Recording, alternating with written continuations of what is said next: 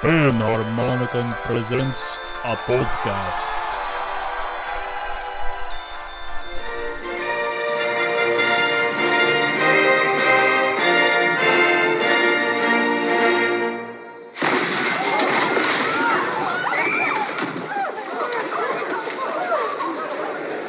Don't you just hate that song? Getting some mints. I was just putting some. Well, I guess technically it was gum. Boom, boom, boom, boom. Boom, boom, boom, boom, boom, boom, boom, boom, boom, boom, boom, boom. What? Do.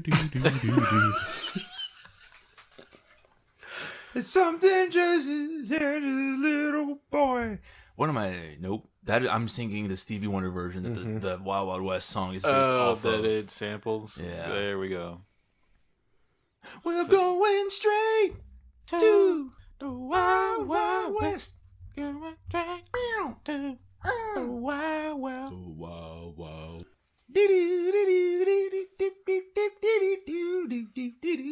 As soon as we upload this, it's like, Yeah. because you sound just like Cisco. Hello, people. We're back.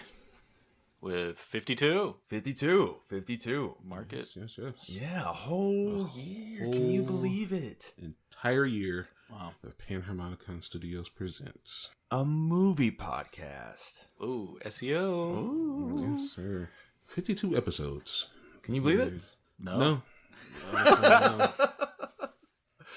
Oh.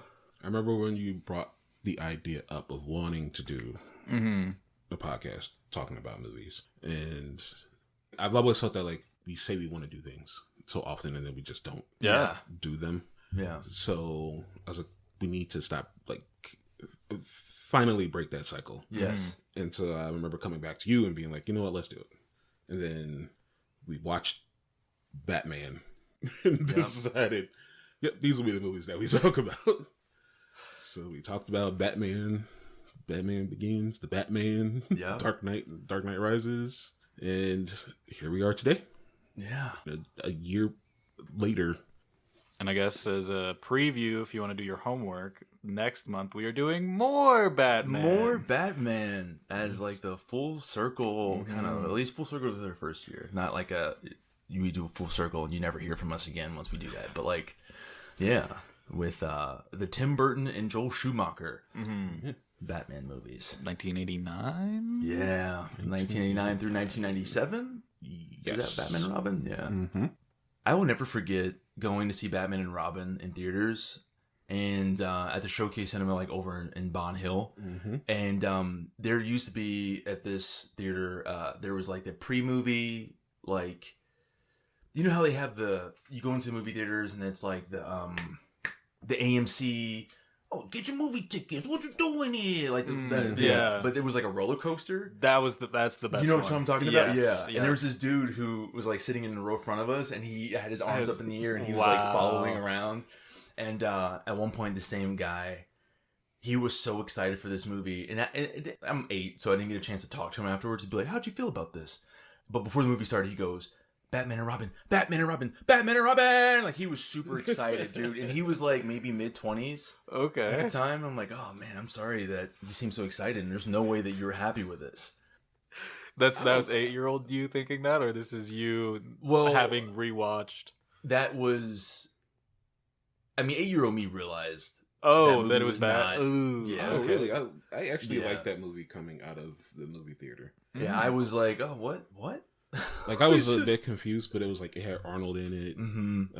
It was. I remember all the big deal about George Clooney being the new Batman. How all the ladies were going to swoon because it's George Clooney. He was the new heartthrob that was out and about. There were so many tie-ins to that movie. I remember having like, I think there was like an icy that you could get from The Mr. Freeze icy. Yeah, like it's like Mr. Freeze. It's a cold winter.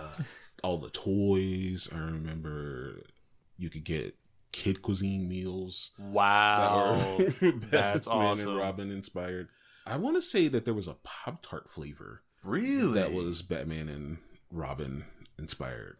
So I think it it was was like a dual wild flavored? berry. Mm, No, I think it was like wild berry something. Okay. And it just had like the bat the symbol bat on it or symbol, something. or like it could have like the bat symbol or like the Robin, like R, or like the Batgirl, like emblem. That's pretty fun. It's gonna be fun talking about those movies because Yeah. the notes are dense. Mhm. The notes are dense for that. So stay tuned for season 2 of Panharmonicon. Whoa! Yes. That's Movie fun. podcast. Season 2. But as for today, if you've probably read the title, you Yes. wouldn't have clicked on it otherwise. That'd be pretty crazy.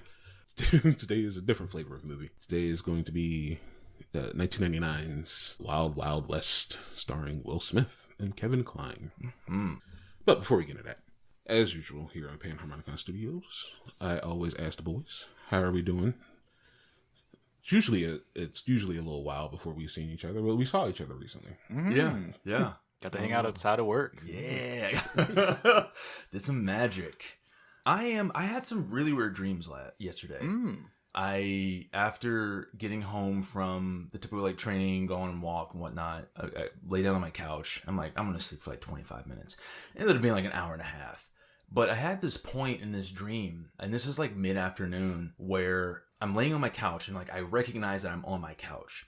And it was almost like I thought somebody was upstairs, like in my room. And I kept having this recurring, this loop where I would get up, go upstairs, and then all of a sudden I would be on the couch laying down. And it happened like, I kid you not, like 10 times where I would get up off the couch, go upstairs, and then all of a sudden I would just be back on the couch. And like in my mind, I recognize this is happening. And I'm like, please, can I just get up? I want to wake up. And it just, sure enough, I would get up, walk up the stairs. As soon as I would go into my room, I would be back on the couch laying down. Whoa. And then finally, I was able to like get up and I'm like, okay, am I actually getting up this time? But that was the first one. Then last night, I had this weird thing this dream where I kept finding, I don't know if you guys have ever had dreams where like some place that you're very familiar with, you find a place in that familiar place that you've never known before. So like I'll have dreams where the house that I grew up in has like a room that I've never been in before. And I'm like, whoa, this is weird. I've never known this. And I'll wake up and be like, okay, it's just a dream. And it was kind of like that, to where I was going to certain places and I would like look, like I went to a grocery store and I looked at the bottom shelf and there was this hole. And so I got down on all fours and I crawled through this hole and I was just in this other place that I felt like it was familiar, but it was different. And then within that place, I would find another hole and I would crawl through it. And it just kept happening, to where I would just kept ending up in like these places that seemed familiar, but they were different. And then I had to figure out how to get back to where I was from. Yeah. Whoa. Dude, it was just so strange. Like, I'm like wondering, like, is it because we're coming off, well, maybe not, it was recent, but like the time loop month that we did, like, I just keep going through this. Yeah, I was thinking like Coraline almost. I've never seen that. Is that the animated, is that a Tim Burton movie? Yes. Actually? Yeah, like she calls through the hole and then it's like her house, but it's not her house. Interesting.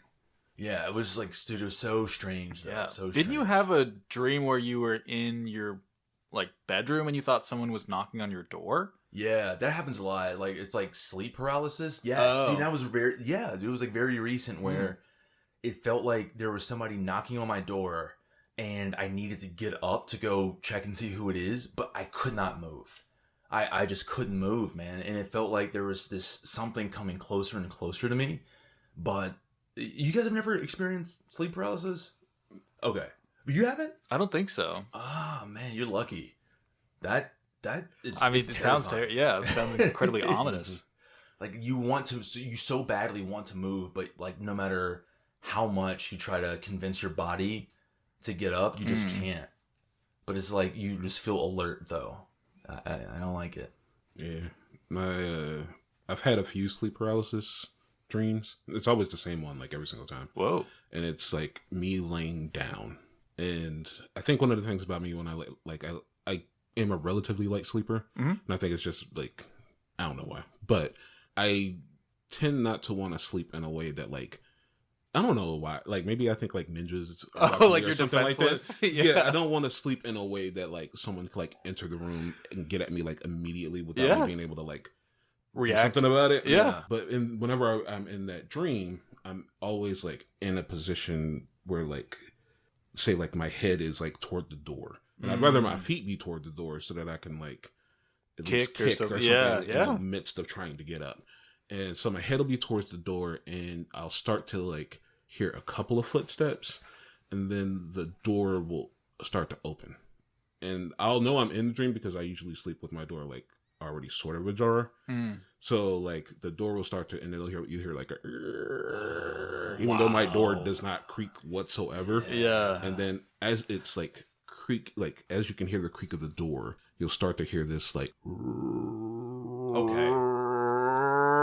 You're lying. and it like gets louder and louder and louder. But the door, like you can just, it's like the Two door separate- never opens. Oh. It's just always like in the midst of trying to open. So it's like inches, like centimeters. And that noise gets louder and louder. And then like I myself will start like screaming to get myself like up. And that's how I will wake up always, just like, ah! And I'll wake myself up out of the dream by like screaming. That's a horror movie, I think. Yeah.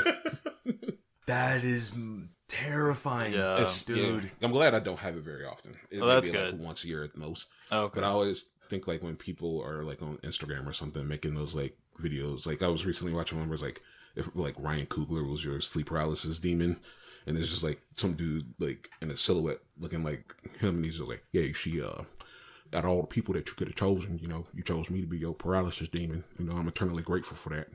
And you're just like, and you're like, I wish that would happen to me instead of this like, it's like moaning demon. Yeah. Dude. Oh my gosh, that is terrifying. The noise that you were making kind of reminds me of like the Ju-on ghost, the Grudge ghost that... You know, I think that's where it comes from. Because I didn't have that as a kid. So started when we were like, what, like 16 when we went to like AMC Noop. So that's probably where it came from. It's John. Oh man. How you been, Andrew? Been pretty good. I was trying to think. I don't remember my dreams very often, and I need to start keeping like a journal for when I actually do, because they are like very bizarre. But I think the most reoccurring dream I have it's always like zombie apocalypse related, because that's just like the deep seated trauma I think in my brain, and it's always just like the neighborhood I grew up in is like still kind of together, but there's just like debris and cars everywhere, and then it's just how do I get out of the house without tripping the alarm, or well, not the alarm, but like setting off the zombies. Yeah. So it's. Do you ever remember like have any recollection of how you felt in the dream? Like, because it seems like some people when they kind of romanticize the idea of a zombie apocalypse, so they're almost kind of talking about it like it will be exciting. And then there's other times where I feel like there's like legitimate fear, which I think was the more likely scenario. But do you like, for you, are you excited in these dreams? Are you fearful?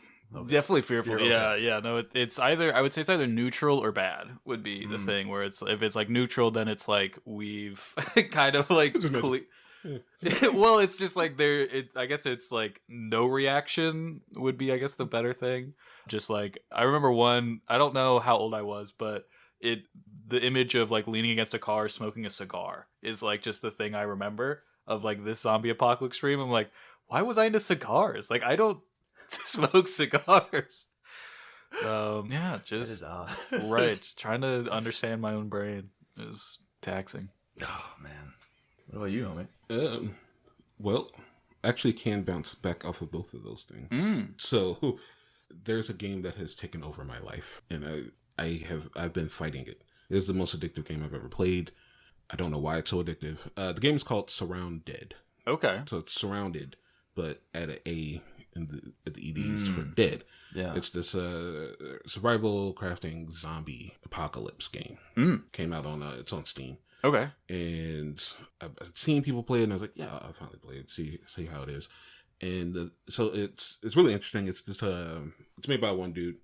It's low poly, so it's got like that like attempt at trying to do like PS1 graphics, but because it's an Unreal Engine 5, there's no way to really like make it look like that. Yeah, so it still looks really polished and stuff, but it's like using like lower pixel or polygon counts, but that makes it easier for it to really play on like most things. Oh, okay. So you start out with like a knife and some clothes, and you just are dropped off at a point in the map, and you need to survive.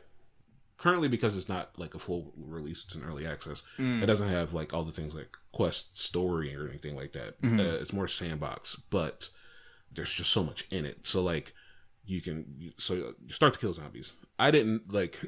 I died immediately the first time because the game. I chose not to do the tutorial, which I should have done. Yeah, and which it tells you that you need to right click on the mouse to aim. And then left click to attack. So I'm just left clicking with this knife and nothing's happening. And like panicking and trying to run away. A zombie pops up literally within me walking like maybe 3 feet. Oh no. It like comes out from behind a tree. It scared the crap out of me. So I'm like running, but it's running fast. And then like there's something that runs even faster called like a sprinter. Yeah. That just has like double the speed movement of the other zombies. So then I didn't have anything. It dropped me off at another random point because I don't have a spawn point yet. Same thing. This time it's a sprinter. Catches me off guard immediately. I'm like, what is happening? Yeah. I eventually figure out that it's you hold right click and then you can left click. So I get a little bit further. I'm like, okay, I need to start finding something because I've seen people. Every time I see a video of it, people got guns. So I've been playing. I'm on like I think my day count and that is up to 35. Okay. And it's just so like I went from being able to find like a zombie that had like a handgun on him, but then I had to find bullets. Luckily I found bullets in like a house. Now I've got like some cars, and like the cars you have to like you can find them on the road. They'll need to be repaired and like filled with gas. So you need to keep up on those things. You also need to keep up on your food and water intake, find like clean sources of that. I've got myself like a little base like I created from inside of a fire station. Okay. So the game has really got me. But one of the things about it is that inventory management is, in my opinion, it's a bit annoying because it's not really quality of life. It's supposed to be like realistic. So like there's legitimate weight but and there's stuff? also no. Luckily, it doesn't have weight. Oh, okay. There's two things that make it very not realistic. One, no weight. Two, you can put bags inside of bags. So imagine like you have a backpack and you're like, okay, I'll put like 3 guns in it. Oh, it's full. Then you find another bag. You can put the bag with the 3 guns inside that The other same bag that was that's empty, and then you can put some stuff into that bag that is surrounding the bag that has the 3 guns in it. And then you find another bag. You can put that bag. It's like Tarkov logic. Yeah, it is. So like, so that coupled with the fact that you can't like quick sort or put like when you have a bunch of storage options, you can't just like empty out very quickly into it. Yeah. So I've spent like some hours like just organizing everything, and because of that, I've recently had dreams where it's just me organizing stuff. Wow, man. And it'll be like me in the house, but like I'll have a menu. It'll be like put the couch in the menu, move the couch in the menu, put it in here. And it's just like I'm like, get me out of this. Yeah. Like even in a dream, I'm like, I hate this. Get me out of it. Why can't I have the cool action part of the zombie game that I'm playing as a dream? It's just maybe that's because subconsciously that's the part you find most terrifying. Wow, inventory management. Yeah, that's crazy. I've got like at this point, I think close to like 20 bags within other bags, and every time I get back from like looting, I'm like, oh, I gotta figure out where is what. Yeah, like because I don't want to have like because the next time I loot a place, I need to have space for it. Yeah, but it's like sometimes a bag, if I've put it in another bag, it'll only be like that bag plus like maybe like a couple of space like cubes of space. So imagine playing Resident Evil, but like you're also allowed to put another briefcase inside the briefcase. Yeah, that'd be crazy. Like you open up Leon's briefcase and then like there's a little section that has another briefcase in it. You open that up and it's just as much space as the briefcase that has. Yeah, and you like, but now you get like, where are those red herbs I had? And they're in like 5 briefcases. Yeah. Could you imagine though, like having to kill a zombie and then like there's 20 bags that you have to dig through just to get your gun? I think you die. I think that's That's that good night bite. Yeah. Like, hold on, let me just. Yeah, like, shit. Oh wait. Let me just. Just you wait. It's coming. Okay, I'll just die. Speaking of zombies, I'm never a hero in my zombie dreams. I am definitely like I'm done. Yeah. Oh. Yeah. I accept that fact. Yeah. It's happening. Yeah. Just take it. Before we continue on, if you've been enjoying what you've been listening to so far, please subscribe. It'll let you know when we have more of us out there that you can enjoy. And if you hit the notification bell, it'll let you know right after we upload something, when something is coming out. As well as posts, because I've gotten into the habit of posting what the next movie is.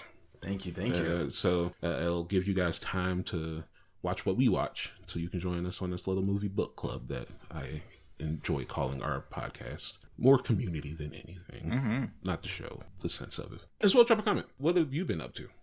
Have you played Surround Dead? Have you had sleep paralysis dreams? What do you think of Ryan Coogler? Would you hope that Ryan Coogler was your sleep paralysis demon? I would sit there and listen to that, man. Yeah. I was listening to a clip about him. He was talking about, it was on the Amy Poehler podcast. And he was talking about, she asked him, what kind of snacks did he have when he went to the movie theater? And if he was like one that like snuck in stuff. And he claimed he was like, yeah, if I was someone that might bring in something, like if I was that person, I'll do that, but I ain't that person. And then he said something. He's like, then once they got the machine where you could mix the pops you want, I know I had to get into that. I'd love to have Ryan Coogler as my. Yeah. I would want to be able to be like, please let me. Like, I think I would hate it if I couldn't talk back. Oh, and sure. I just had to sit there and be like, please, Ryan. I just got so many questions I have for you. Yeah, dude. You're not real, but I want to ask you, what was it like on the Black Panther's head? But yeah, if you could drop a comment, if you're on Spotify, if you have not already, give us a rating of 1 through 5. If you have, thank you very much. Drop a comment as well. What have you been up to? And what movies would you guys like us to take a look at? We've kind of got our next month set out, as we said. We're going to be doing our Batman stuff. But let us know in the future, what movies would you like us to do? And we will probably get to it right away. Yeah. So you suggest, we watch. Hopefully you watch as well, especially for something that you haven't seen in a while. I'm starting to really enjoy these movies that like I haven't seen in like 20 something years. Being able to revisit and be like, what was young me like versus current me? Yeah, absolutely. Especially with this movie we're doing right now. Yes. Like, how formidable was this? But most importantly, thank you for listening to us guys here at the podcast. So we are getting into a game I like to call Name the Movie, with different actors in it. Great pizza. So I want to give them a synopsis of a movie using the characters that the actors have played in that movie, just not the characters in that movie itself.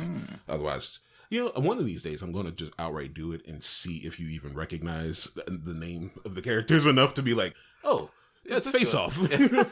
Probably not. Yeah, I was about to say. Because like you choose like such obscure other films that I've not seen for those actors. I know that's all like intentional. And then that's where I'm like, oh man, I just really, I don't know. I think it'll eventually train us to like really pay attention to names. Yeah, yeah.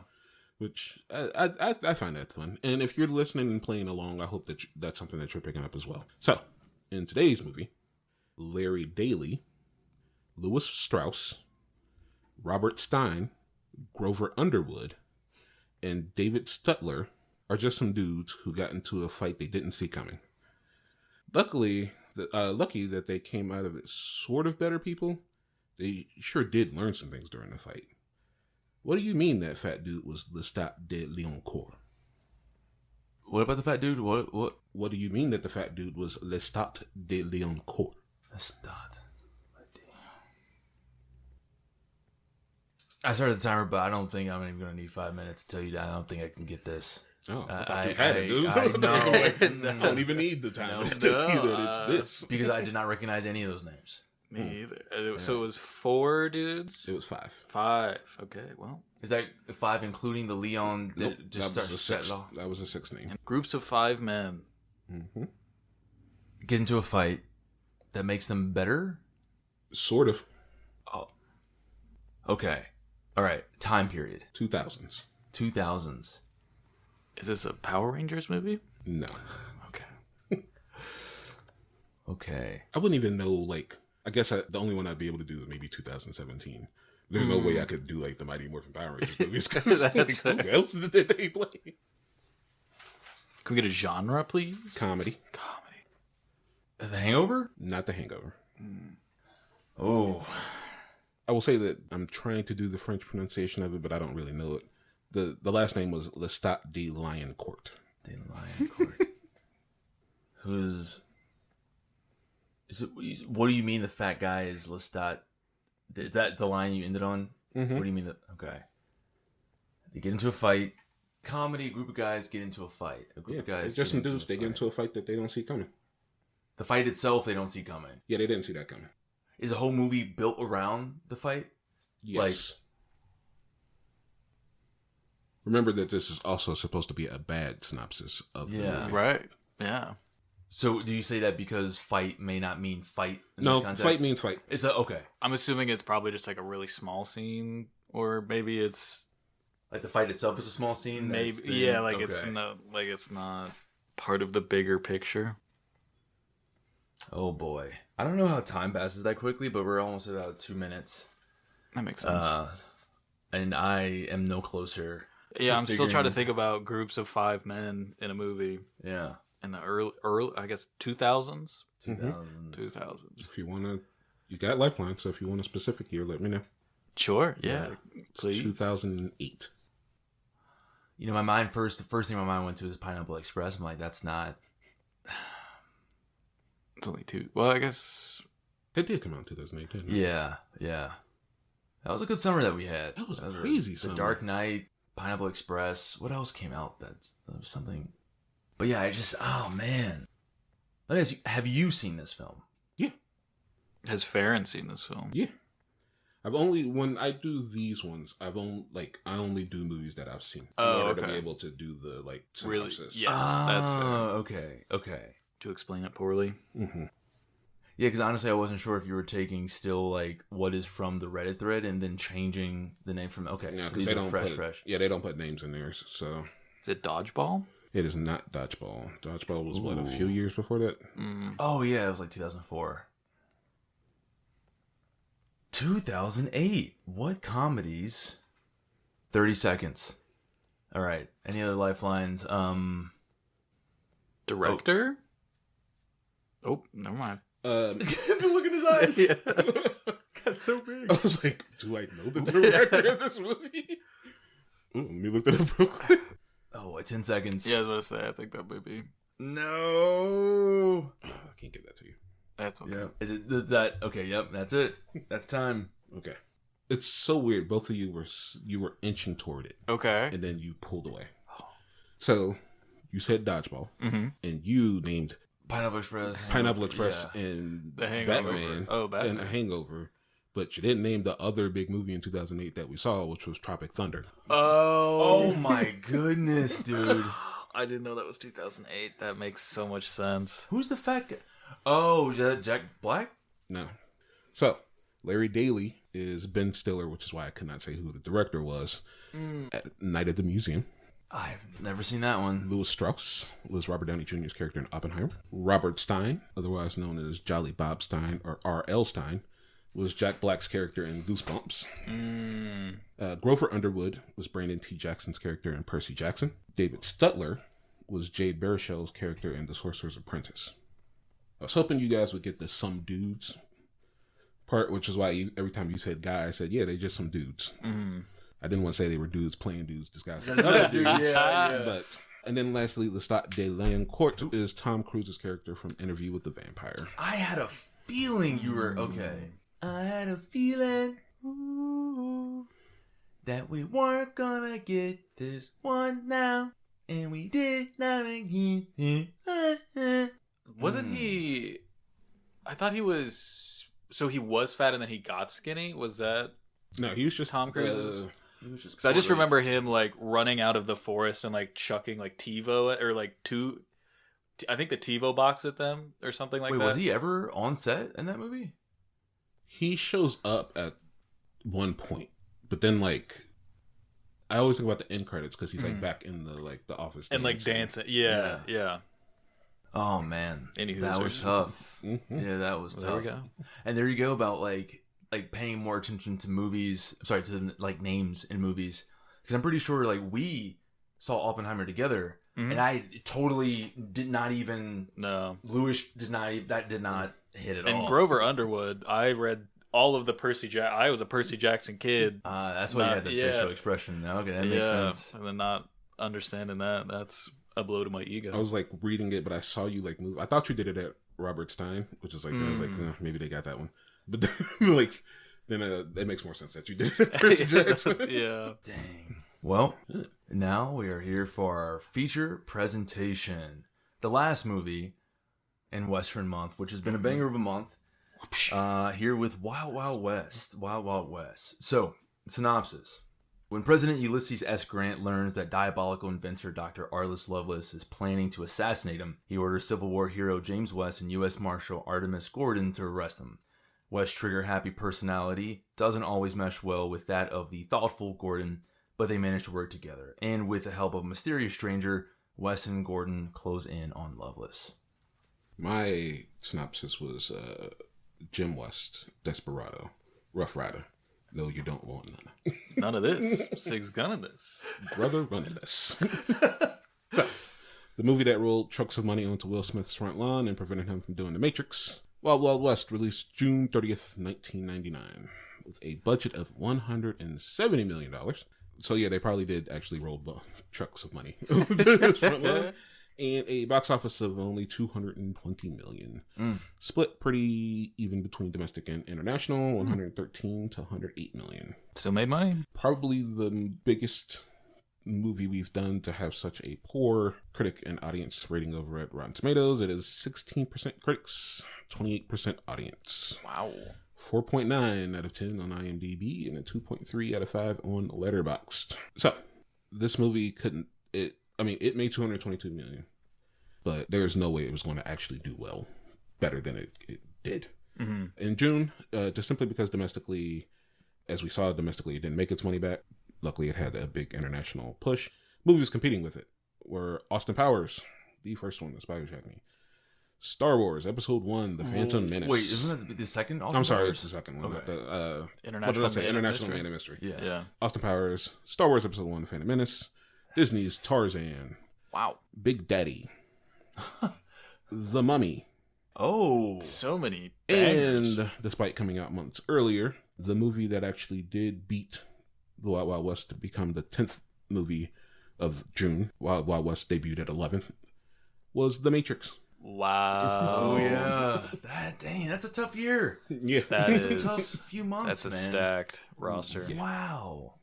You know, I thought this movie was going to be way worse based off of because I was looking at the Rotten Tomato Sure. like critic and audience. I'm like, okay, this is just going to be, and I found myself entertained. Like And so this is your first time seeing it? yeah, very first time. Okay. Yeah, I've never Alright. seen this before. Gotcha. Never seen this before. I've seen like bits and pieces. I do remember like there's images that were kind of like instilled in my brain from a trailer or two that I saw, but I never saw it until now. Gotcha. I saw this in theaters. Saw it over at Ford's Fair. Wow. Oh man, is this before or after the bumper cars were gone and the Ferris wheel? 99. I think the Ferris wheel was gone. I think the bumper cars were still there because I think Namco took over the timeout. Namco? Mm-hmm. So that and like the arcade was still there. I remember it was the showcase. I remember they had this popcorn that was candy coated. Ooh. And it was like different colors. So it was like a red, rainbow. blue, like red, blue, white. Yeah, that was the only reason I would ever go there because they didn't have that ever at the showcase in Bont Hill for some reason. And I remember as a kid, I loved this movie because in my opinion at that time, Will Smith really couldn't do any wrong. Right. And so this is Will Smith. Yeah. Like even though Fresh Prince had been off the air, it was still in reruns. Mm-hmm. You're watching that. If you weren't watching that, you're watching other stuff. Like the movie that I think this movie is Western Men in Black. Yeah. Yeah, that's fair. And considering that it's both Will and the director, both coming from the same movie, it is pretty much like it's just it all over. Yeah, again. hey, do that thing you just did. Oh man, no, that's fair. And it's probably the most. I think I put in here. It's the most Will Smithsonian movie that Will could have ever smithed because he is just like if there was a caricature of Will Smith, and you're like, oh, like if SNL did a parody, or Mad TV probably at the time did like a parody of Will Smith, that is the Will Smith that is playing in this movie. Yeah, it is just tons of hey, oh, there's so much, so much of that. That is a man's head. Like, as he was saying that multiple times, I could definitely see, I was like flashing back to certain episodes of like Fresh Prince of Bel-Air. Oh, you know what reminded me of that episode of Fresh Prince of Bel-Air when I think him... The Tisha Campbell one? No, I think it was one when him, Carlton... Well, that too. But him, Carlton, and Hillary, I think they're like in jail. And they're like, they get out, and I guess Carlton is recording them without Hillary or Will knowing that they're being recorded. And they're like, you don't think that, like, you know, Dad... They're basically like asking about his like opinion about something, and Will goes, hell no. And it just, as I was like hearing him say that, I'm like, that's like you were saying, straight Will from Fresh Prince of Bel-Air. Mm-hmm. And I know this is a big movie for you. Like, this was a movie for you that was really big in your childhood, right? I'm trying to now, like, since seeing it, like, piece together, like, wow, when did I watch this? Was this a little too... Were you 4 years old watching... I don't think so. I hope not. That would, I mean, maybe explain some things, but... My affinity for this. But, yeah, because I'm trying to remember. I think it was definitely on VHS, because I think it, like, the lineup in my brain of like the 4 movies that I saw a lot as a child were The Phantom Menace, Tarzan, George of the Jungle, and I think Wild Wild West. That's a crazy, like, 4 pillars. It is. Yeah. The 4 pillars of Andrew's. Yeah. 4 horsemen of my childhood. Jewish childhood. Wow. So coming back to it, when's the last time you think you watched this?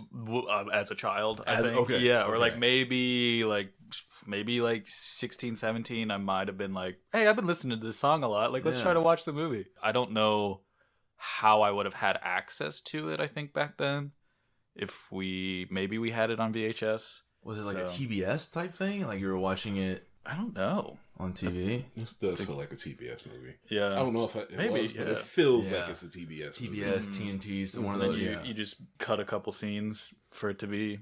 Yeah. Because I think maybe I was just not reading it correctly, or maybe it was like a kind of a thing, like a scroller.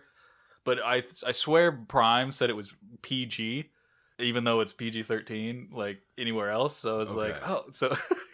For the first, like, 30 minutes of this movie, I was like, okay, this could be PG-13. And then we get to the Jim West meets Mrs. East scene, and I was like, I don't think this is PG. Mm-hmm. But yeah, I don't know how I would have seen it. But yeah, it's definitely been a while for me. So I was very excited to come back to this. And see how it held up. After this view, like how? I think it's there's still some like cheesy, well, I guess cheesy like CGI bits where I'm like, like why they probably could have just actually been there and you know done that thing. Like it was when I think the tarantula was like crawling over them and it like blasted a little bit of dirt, and so they like both reacted like there was dirt, but like it was so obviously CGI. So I was like, you could have just like sprayed some dirt, and they'll survive. No, that's Spider, dude. Very fun. I didn't understand the spider. Neither did I. No, it kind of comes out of nowhere. Yeah, dude. Like, because they go over it a number of times. Like, the cake, I guess, when he was like, oh, be careful. And then he lifts the glass top off of that cake that was sent to Grant. And then there was a bunch of tarantulas that walk around. The tarantula that crawled on his hand when they were camping out. Also, the spider that's on the saw that's, you know, magnetized. So I did write in my notes, like, what is the significance for Arliss and spiders? Or just in general? I think it was maybe just, like, the multi-limbedness. Because, like, in his souped-up chair, he gets, 6 limbs? So it's not a spider, but I think 6 extra. So it'd be more of an ant, but extra appendages. Yeah. So. Also, the, like, train tank thing. Has legs that like allowed it to like itself pistons out. I guess that's maybe because he didn't have his legs. Sure, he had like a fascination with legs, and he chose. He was like, well, I'm not going to build myself a pair of legs. I'll just emulate a spider. Yeah, which is actually that's kind of a. Do you think that was because as you bring that up, like thinking about I guess, just for this part of the conversation, jumping to the very end of the movie, there's like a number of people that West fights that were like augmented in certain ways, and it's just like, why didn't you just do that to yourself? Like, was any part of you avoiding that to maybe try to come off a little bit less, I shouldn't say intimidating, but a little bit less like physically threatening, to just kind of maybe pull one over on your enemies, because they might just assume that, oh, he's just half of a man. My thought was that it was like waiting, like trying to perfect it, like doing it on other people until it's good, and then you can do it on yourself. Okay. That would make sense, especially for how ruthless of a person that he was. That definitely would make sense. I would like to know how someone who seems to actually really want to shy away from being on the front lines of any fight somehow got his legs blown off. Oh, yeah. Yeah. Now what is he even like all? Like, he lost... Didn't he say something about his bladder? Yeah, I think it was like everything. Pretty much everything below his like maybe like or like even a bit of like the belly button area and down. Because he was talking about like, small intestines. Yeah, it was 35 feet of small intestine. Which, because I was watching this on Amazon, they have like the goof little thing. X-ray. Yeah, and it was like, well, between the small and large intestine, you have 30 feet. So him saying 35 feet just for like the small intestines alone. He added some. Yeah, it's 5 extra feet actually. Yeah, it was 1869 or whatever. Maybe they just didn't. Yeah, maybe they had more back then. But we've evolved over somehow like in 100 years. We just lost that extra 5 feet. We don't really need it. Yeah, you don't really need that for the doo doo. I thought Kenneth Branagh, he's not in that, like, when I think of Kenneth Branagh, I think about like Shakespeare. I think there's a lot of like Shakespearean films that he's shown up in, and I don't know his background, like if he did a lot of stage acting, like doing Shakespeare, but I think he was in Hamlet, like a 90s version of Hamlet, as well as a couple other Shakespeare movies. But he's one of those actors that I feel like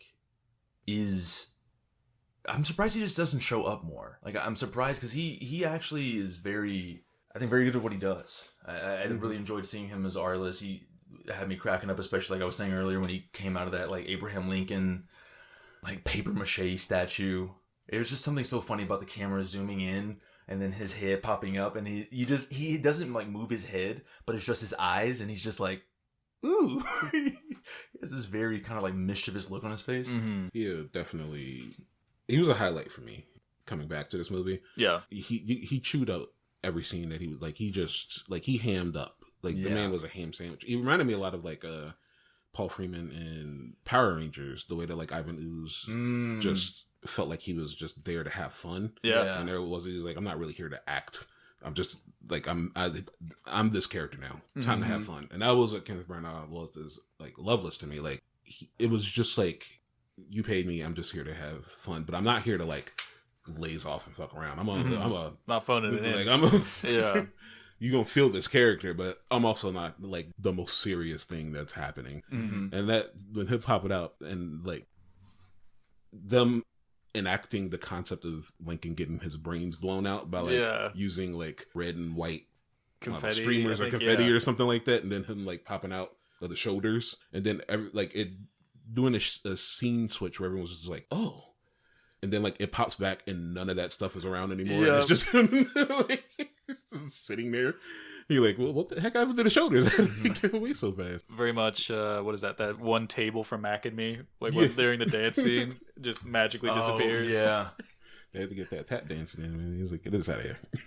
But he just, and I think that he was a really good foil to like Will Smith, because usually with like and especially like that type of a Will Smith like comedy, the foil typically is like a straight man, like, or someone that's much more serious that like Will can do all his like goofy Willisms and jokes off of, and they just have to like kind of take them. But like with Kenneth, like every single time like Jim had something, immediate like smack back by Arliss, like every single time. Like when they like met each other, and then they like, he just kept making like leg jokes at him, but he just kept making like dark jokes at him. It was just like, we'll agree to disagree. They just like separated on their way. That's the thing about women. I mean, you trust them one moment, and the next, taking your legs out from underneath you.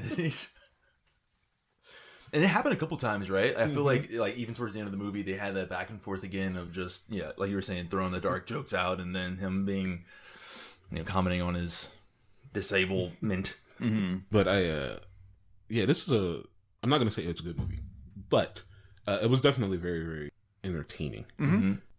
I think maybe just because it's a Will Smith movie. But I will say, though, that, I loved seeing Salma Hayek, but she didn't have any real, you could have taken her character out of it. It was really... Because it was just the fact that she had heard that they were going to Utah. It was really the only plot push that she had. So you probably could have just had them listening against a door and gotten the same information. Absolutely. Like, that whole thing was... It was kind of strange. Because she is, I feel like, marketed as being a bigger... She's all over the poster. Yeah, like she's like the part third, of the market. the third character. Right. Yeah. And it is one of those things where, like, I don't know if that was just one of those ploys to try to get people into the theater. Because I'm also trying to think about what movies would you have come from as Salma Hayek in 1999. I guess there's like Desperado, From Dusk Till Dawn, and some others. But it's like, oh man, it's not to say, Salma Hayek. Ooh, yeah, but also. Definitely, like you're saying, it could have been more. It could have been more of that, more cheeks, and also I thought there were going to be more cheeks in this movie when we were talking about it, but it was just two cheeks, just two hemispheres that we were dealing with. But it was coming from. So there was a warning of like, whoa, I thought there was more cheeks in this than I remember, and so I guess it was coming from zero cheeks. Exactly, an assumption of zero cheeks to. Two sets. Cheeks. Yeah. I was like, wow, okay. 2 cheeks and lots of cleavage. Yeah, that's true. I'm trying to. There was also one of Loveless's henchwomen. She looked so familiar, and I could not put my finger on who it was. It's not the blonde one. She was the brunette. I will say the names were very fun, like Miss Lippenreader. I'm doing a quick Google. I also feel like maybe like Kenneth Branagh was like in the writing part of that one. I can't tell, but like it just feels like all of their names were like made so that when he spoke them, he could say them in that type of in that like accent he was using. I will say Miss Lippenreader. They're like, oh yeah, we use that one. Yeah, there's Munitia. I don't know who Dora lookalike is. Oh, was that the lady that Will Smith thought Artie was? The lady that he played the bongos? Yeah. Oh, dude, that part had me weak. So, like, just the quick little... It almost kind of made me wonder, like, if that was even written in the script, or if he just decided to, like, play the drum. I almost imagine that had to be the case, just simply because of how much leeway she gave him. Yeah. And then that was the... almost as if, like, she herself was surprised that just suddenly happened. Yeah. And you're like, like, she's just letting him, like, move her all around, and she's just like, this is New Orleans in the 1860s. She shouldn't be so, like, I guess this black man's doing this, doing all this to me. And then all of a sudden... So we have Antoinette, Munitia, Miss Lippenreader, and Amazonia. Amazonia was the blonde, right? I believe so. Yeah, because her... I think it's Munitia is the brunette. This one that you were... Yes! Okay, yeah. So Munitia was the lady with, like, all the guns and stuff. What's her name? What's her, like... Yeah, that was her. Margaret, I want to say something. Musette Vander is what I'm saying. Is it Musette? Musetta? I just remember that she was in the credits, and I was like, "Why is she in the credits?" Oh, she was maybe the third or fourth person. I was like, "What's going on here? Why is she in the credits?" Yeah, I gotta see, who is she? Because I kept looking at her, and I just never looked it up, and I'm like, where are you from?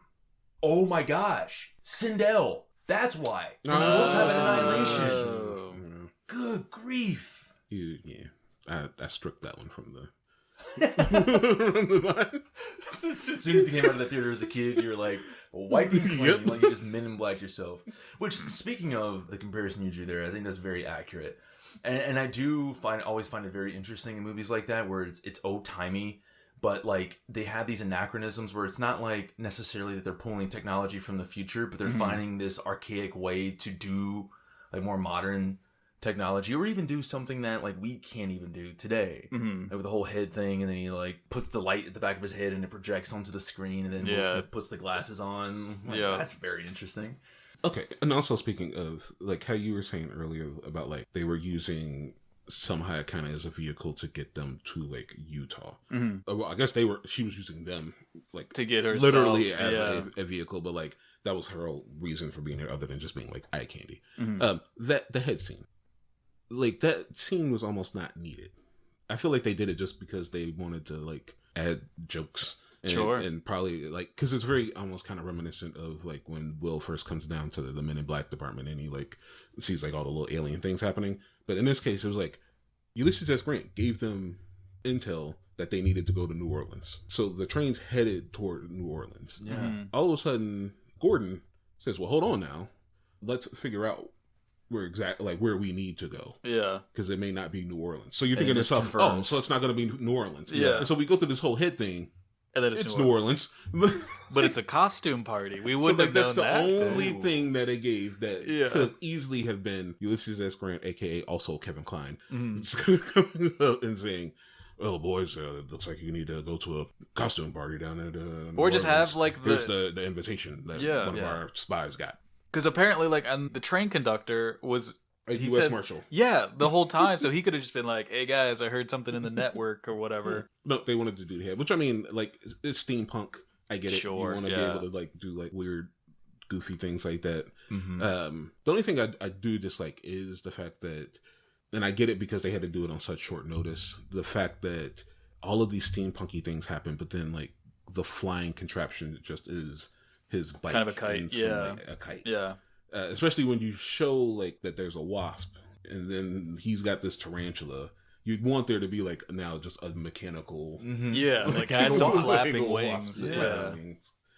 But I get it, they needed to be able to like shoot it down quickly, which I kind of feel like with the way that the gun shot that little like what the little kite they had, it should have just immediately went down and plummeted, not cruised itself. Right, been able to still coast, But they also put it together in what feels like 10 minutes, so it's like crazy. They were like, "Oh, we have all this cloth just ready to go." There's also this like convenience, which you see in a lot of movies, just like the convenience factor that ends up coming up, which and then it also kind of like incites some redundancies.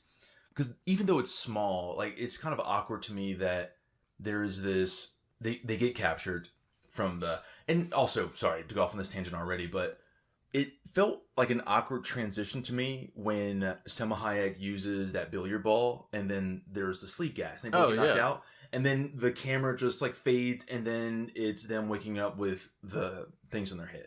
Like it just seems like a very awkward transition where it almost kind of makes me wonder, was there something cut in between those two things? Because I thought there was going to be more of a lead in into that, like some kind of conversation where you're seeing Lovelace gain the upper hand and talking to them about, you know, any number of things that a maniacal villain would do in that situation. But to just go straight from they pass out to waking up with the collars on, that's a little awkward. But when basically Jim is grabbing the gun, they go back to their train. I guess they left their train. They find the train.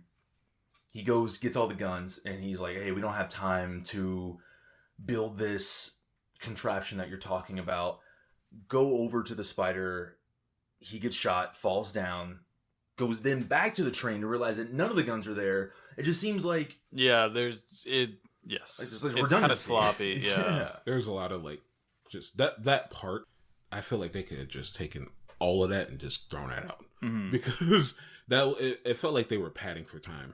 Which is weird because it feels like that they did cut something in between that part, which could have easily just have been the pad. The pad. But it was really just like, why did he need to like chase after twice? Yeah. And then where did the guns go too? It's like, did they like? So my assumption is that, because I immediately thought about it too. I was like, oh, what? Now the guns are gone. And my assumption is that they just got looted, which probably would happen if you just left a train out in the middle of like nowhere. Sure, but did he pull the lever to put them back? like flip him back, or what? Did he like walk away? No, and I it think he was just walked away. Okay, so then there you go. Yeah, or I didn't then, like, look why- back to like check that part, but then why would he have to go when he comes back the second time? Why would he have to pull the lever? Like if he Oh, had left yeah. it that way, no, it he could should be have just possible came that in. if somebody like looted the place that and they like found that could be a thing. Because maybe you were like, oh, let me take off these like seemingly gold looking bar poles or candle tap, light something. holders. They have a name. Braziers? Yeah, braziers. Like, let me take these off. And then you go to pull it off and it's like, Oh, guns. I'll take these Weapons. guns instead. Yeah. It's kind of a weird thing to leave as like a gap, because I feel like it's a pretty significant thing for a guy who, even in the synopsis for the film, is like listed as like a trigger happy person. Like guns are his bread and butter. So let's maybe explain why all of these guns are gone. Because from what we saw in the scene that preceded it, or not immediately, but the scene that, you know, when they were loading up to go after Loveless, there's a lot of guns there, and there's a lot of artillery, and then it's just all gone. But I had mentioned something about him getting shot and falling off, which I was super confused about, because I'm like, that's a big spider. I Even feel if like he he should have died. Yes. I Yeah. literally for had sure. in my notes. While obviously the gunshot wouldn't do it because they obviously told us about the chainmail earlier. Right. That fall should have killed him. Yes. Yeah. Especially because they used that fall multiple times at the very end of the movie to to kill clearly people. show that people were Exactly. being killed. Exactly. Yeah. And that's exactly what I thought about too, because I'm like, okay, you showed all of these people falling out, and we're supposed to assume that they die, but like he fell and he was just asleep. Yeah. You know, no broken bones, and it wasn't even like he fell and rolled. Like you would see somebody He doing parkour. landed on his back. Straight. He Yeah, did a straight that's- flat back bump, yeah. and was like, he should be dead. I had a week back, about a week back. Yeah, a week. About Power Rangers. About a week Oh. back. No, you're good. I also couldn't help but think about, this flashed across my mind, about Cat Williams' comment. When Cat Williams did that very viral interview with Shannon Sharp, it was either the beginning of 2025 or 2024, whenever it happened. And he's talking about like black men needing to dress up as women. And the funny thing is that they like alluded to that earlier in the film, which they had a lot of like present, like what is the Chekhov's gun, where I think even Gordon had said something about like, oh, you can use this belt that has a gun that pops out and it goes well with his dress. And he's like, I'm not wearing a dress. And then of course, by the end of the film, that happens. It's not ultimately that I have like any issue with it, but it is funny to me that like, if that were like a real world situation, would we really let some belly dancer walk up and stop the assassination of it? Like, Yeah. Like, He would have been killed like at the door. yeah. He not only continued past guards with guns, but that Arliss just stopped talking about this plan Right. and all Yes. these things that were happening Yes. and just was like, well, all you fellas are here, but well, y'all just do that. I'm gonna let this happen. Yeah. And then oh, a he's new just- girl. Like, And you're like, I get it. You were playing off of his womanizing ways, but Arliss should still have enough, like he's supposed to be this, like, well, not like smart enough to like build the stuff that he's smart enough. Still to know, conniving like, enough. He's conniving enough Yeah. to be like, let's, Amazonia, can you hold her aside while I Yeah. finish this, and then We'll get to whatever. Yeah. Yeah. like I'll meet you in the back. Yeah. Like that would be something that I would assume a person would do, but he was just like, Britain, Yeah. Spain, France, all y'all just Watch me get watch freaky. this happen. Yeah, dude, And they all like- just sat there like, Okay. oh, like, cool. Oh, so this wasn't planned? Like no, dude. But also, how in the world did they not overhear that conversation? Because like when Between Artie and Jim, or when Jim, well, not that part where he gives him the key, when he sneaks the key into his hand, Mm. but when he goes over to Ulysses S. Grant, Rita, and then maybe the other person, yeah. he's like, "Oh, I'm gonna get you out of here," and they're talking between each other with the other henchwoman like Right behind behind them. them. I'm Yeah. like, there's you guys also aren't even whispering. no one else was talking. Yes, It was it so would quiet. carry. Yes. It would My carry. only assumption is that he somehow must have been playing the music that we were hearing. Mm. Which at first I was like, is this Prince Ali? Is Prince Ali coming? Because it had that state like, dun dun dun dun dun Yeah. dun dun. I was like, oh, that's interesting. Is Prince Ali about to come? Then I forgot. And I was like, oh yeah, it's the scene where he comes in as this like belly dancer. To which you'd be like, where could you have possibly come from? Right. Like we are out in the middle Yeah. of nowhere. Mhm. Where where'd you come from? How'd you know about this? Yeah. This is a secret event that Yeah. I've not told anybody else about. And like, even if you were in on it, like if you're assuming that this belly dancer was, I actually like hired and contracted for this event. France, did you get the belly dancer for this? No, dude. We got you a surprise. I'm sorry, lovelies. I hope you enjoy. But yeah, I'm like, why would that even be commissioned to happen at that moment? Like, I was like, oh, this is making any sense. But I didn't say fully made up for it, but I thought this part was hilarious when he meets the guy, like that Frankensteinish dude with the metal head, and he punches him in the head, and he's like, punches him in the stomach, same thing, and then kicks him in the balls. He's like, no. Yeah. It was almost like he felt sorry for him. Yeah, dude, that's what the part of this, like, I thought it made it so funny. He was like, no, not there, too. Yeah. That dude didn't care. He's like, let me just amble around like Frankenstein for a little bit. And then luckily, I guess, yet another person who was thrown out, but somehow, like, did they show him latch onto that chain, or was it just kind of a surprise that his body was still hanging on that chain when him and Loveless were... I think it was a surprise, What but did that dude with the knife hangs? hands, though? No, that was the... Yeah, I thought it was Mr. Frankenstein. Yeah, that was the metalhead dude. Oh, I thought it was the Because that man, knife hands dude she who got... he, like, hung up on the chain and then threw out. I think... Which is why I was like, when that dude was there, I was like, didn't the whole chain come off of the tarantula when he threw him out? See, so many questions. They didn't really... So it was a surprise, I think. I see why it was 16 and 28%. Like, Yeah, those are the questions that would have got you to a 50. Yeah. And then just the classic, like, oh, I can't help but be racist as we're both hanging up above death. And so I was like, well... I love that he had the outer monologue, though. He's like, Yeah. I hate you, I'm racist. Yeah. But I also want to live. Yeah. And I know I can't somehow kill you while also living, so I need to figure out how much I hate you. Yeah. Do I hate you enough to kill myself, or do I want to save you somehow? Yeah. So in this moment, let me consult with you real quick to help me answer that question, Mr. James West. Oh man, dude, but the beginning of the movie, and I'm jumping all over the place here, but at the beginning of the movie, this just was funny because like I had put out the Let's Play for Resident Evil, and there's this part that I totally forgot in the first Resident Evil that they make you do where you have to, towards the end of the game, you have to carry this nitro compound. Because in the movie, of course, They've got, he's at the nitro compound. That's not how you... Yeah, it's not how you carry nitro. And I was so salty because I did the same thing again, where I was doing all of this stuff and I didn't save because I'm just like being super cocky. And I get this nitro compound, right? And I put the fuel in and I have to go back to this generator so that I could start up this, this generator that's supposed to start this elevator, right?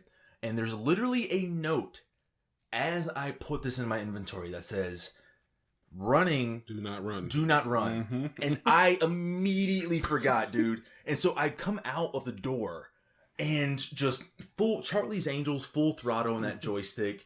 And then the game stopped for a moment and there was a flash. And I was like, I don't remember this part. And then I heard an explosion and then the You Are Dead scene. And I was like, oh my God, I wasn't supposed to run. I blew myself up. I've literally seen a compilation of people Doing that? Dude. No. Oh man, I was so sorry. And then I guess another thing, at least for the like the water tower, did it look like when they were doing like the inside shots, it didn't look at all like the water tower that fell over, right? No, him and Marcel Bouvier looked like they were in like a sauna. Yes. Okay, perfect. Because I was like, whoa, hold on. It took me realizing when he like looked out the hole, I was like, Yes. oh, they're in the water tower. Right. Which already, when the establishing shot already made everything look like it was leaning to the side. I think maybe he was not straight on, but maybe doing like a Dutch angle or something like that. Everything looked like it was already leaning. Yeah. And then like he was just like randomly in this place with Marcel Bouvier, and I was like, oh, okay. It's like he's in a spa or something. And then after you realize it was water, so you're like, so y'all were like having sex in the public water supply that everybody needs to use to like a drink and do all these things with. Also surprised that she didn't show up again. Yeah, she just kind of... I just figure gone, because like the James Bondness of it all. Sure, Just, like, they didn't one go of back to the that faraway town. girls. Yeah, Gotcha. No, that's fair. makes sense. It also made me want to do a deep dive into like what would be considered like Wild West motifs. But I decided not to do it. It's just simply because that establishing part happens in West Virginia. I'm pretty sure they weren't like cowboys. Yeah, West sure. Virginia. And also just the fact they don't really explain why like Jim is a cowboy throughout most of the movie, considering like so much of it happens pretty much not in the West. Utah is the only real like west part of Wild Wild West movie. Yeah, because it's West Virginia, then they go to the capital, then it's Louisiana and New Orleans, and then Utah. So I mean, yeah, I guess maybe at that time, but that was after. Yeah, that's what I was like. I'm not gonna get it. Yeah, I'm just gonna say like it's a reimagining. It's a yeah. revisionist concept of like the period of time. It's a steampunk. Right, the not steampunk of trying it to all. be like- yeah, It's not trying to be historically accurate. So I was just like, I'm gonna leave this one be. Let you do your thing, and I'll just enjoy the movie. But I just don't understand why I couldn't have started in Texas. All I'm saying is that Sure. could have been more West in the Wild Wild West movie. Yeah. Especially because we've just watched 4 other movies that are very distinctly set in the Old West. Yeah, dude. And they all kind of took place around Civil War yeah. era. It seems like That's kind of like when the Is that kind of like the dying breath of the West? I guess because you have like the frontier era from like the early like the Western expansion, like early 1800s going into like the Civil War. But like I did look up enough to see like what people define as the Wild West era, and it's like true establishment seems to be 1860 to 1900, 1920 for some people, but it has its like precursor of like 1810 to like 1840. Apparently the Civil War actually really like was a lot of the Wild West like parts had to stop because of the Civil War, and then it like picked back up and got really strong going after the Civil War. because all the men were shanghaied into the war. Is Yeah. that makes sense? Yep, that was the Wild Wild West. Well, I guess it's time to do Ask our a little question. thing here. And I ask a question. Audience, what would you happen to... Great. Go ahead. Don't worry about me. What would you happen to give me- give Wild West when it comes to Panharmonicons? How many Panharmonicons does this get?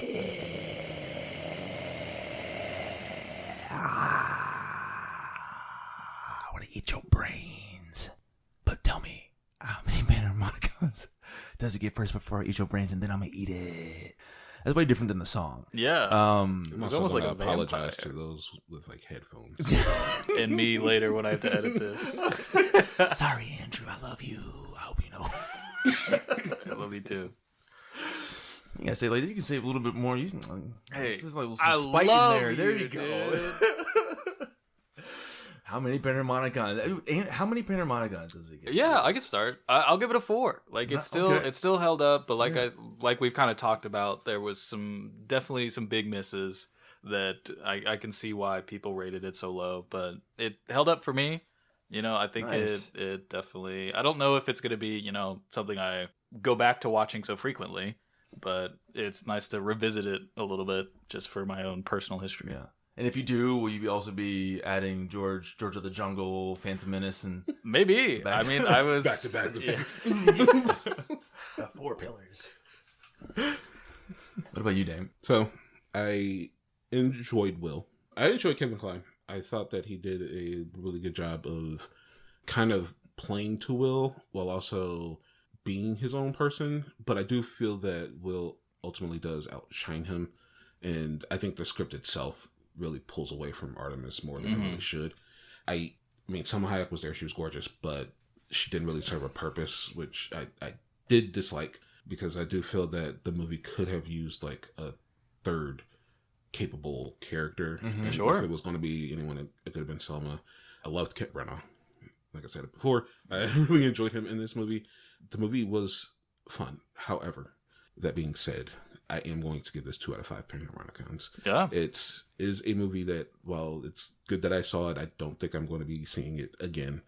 It has a lot of unneeded parts and a lot of inconsistencies, but at the end of the day, it was it wasn't like I was sitting there like upset that I was watching it. Yeah. But I know we technically have a 10-point scale, but I don't use negative. I would only use negative if I truly didn't like something. Right. And at the same time, I would go higher if it was something that I thought like, this could be something I watch on like a yearly or like a monthly basis. This, unfortunately, not. I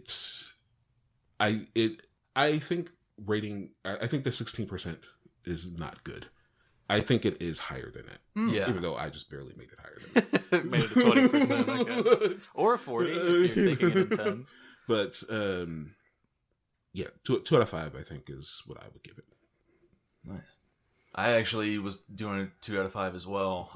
And I echo a lot of those sentiments. Like, I thought it was entertaining. Like, I wasn't sitting there like, ah, dang it, Andrew, why would you suggest this? Like, I was like legitimately entertained. I thought there was parts that were really had me cackling. I thought it was like legitimately funny. I totally see where you're coming from with Selma Hayek.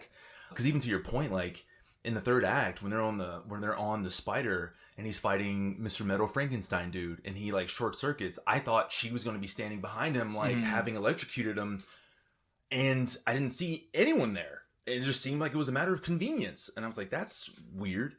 Also, and it's funny because I had noticed when you talk about inconsistencies, and this is something that, again, watching it through Amazon, I saw through their like goofy X-ray moments. One, it seemed like the spider itself was inconsistent in size throughout certain scenes.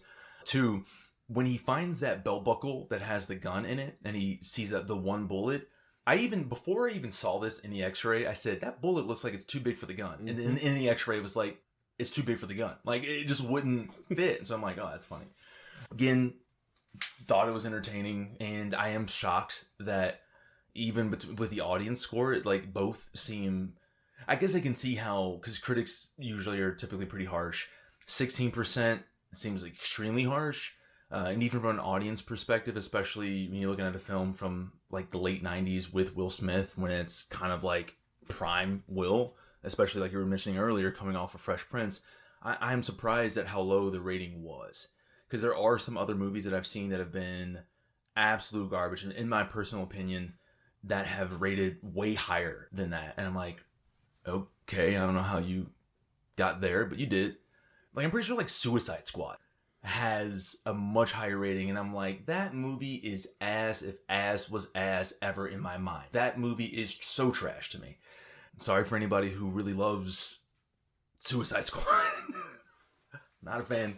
But yeah, Pretty sure 2 he's out of talking 5. about David Ayer's Suicide Squad, not Yes, not Gunn's James Gunn's Suicide Squad. Suicide David Squad. Ayer's, the 2016. Oh, y'all can swim something for this. So, like, it just, again, it was very like, what I'm like, you're just Will Smith cosplaying as Deadshot. You're not Deadshot. But yeah, 2 out of 5. There you go. Yes, sir. And before we get out of here, I typically don't have notes after I've given a Panharmonicon score in my notes, but I do have one for this one just because I watched the credits. I do love the Wild Wild West song. Oh, I actually wish it was the song that played during the starting credits Yes. Yep. rather than whatever that was. I think that may have been a nod to like the original television show, The Wild Wild West. However, I also really love Bailamos. And the credits are not long enough to have played both songs. It plays Wild Wild West fully, and then it only plays like the first like little bit of Bailamos. And it made me mad because I wanted to listen to Bailamos. So I had to like look it go up. look it up and play it. And then like mute, like go back, start the credits from the beginning, mute it, and then just play that. But I also really love Wild Wild West. That was part of the reason we even watched this movie. Yes, because that how was much we 80% of why I was like, oh, we could do this for a Western month. That song actually really greatly outweighs this movie. Oh, yeah. I could listen to Wild Wild West every day. Yeah, for sure. That was what we gave the Wild Wild West. What would you give Wild Wild West? How many Panharmonicons would you give it? Let us know below in the comments. And again, if you could subscribe for us if you enjoyed what you listened to. I know we do talk for a long time, but we hope that you're listening and you're maybe saying stuff in your head while you're listening to us. But if you're saying those things in your head, put them out in the comments. Whether you're on YouTube or Spotify, comments are welcome. And if you're on YouTube, subscribe for us. If you're on Spotify, give us a follow. 1 through 5 on Spotify, if you have not already. If you have, thank you so much. And if you've done all these things already and you're like, I'm tired of hearing it, I do want to thank you. We all want to thank you because engagement is key to growth, and we want more and more people to be a part of this community with you and with us. So if you guys can engage in any way that you want to, please feel fit. But most importantly, we want to thank you, bottom of our hearts. 52 episodes in. Thank you for sticking it out with us, and hopefully you'll be here for season 2 and season 5 and season infinity. Whoa. This has been Damon. This is Andrew. And this is Farron. And I want to thank you for listening to another episode of Panharmonicon Studios Presents, a movie podcast. Thank you for listening. Catch you next time. Is infinity just like our And beyond. consciousness just gets uploaded?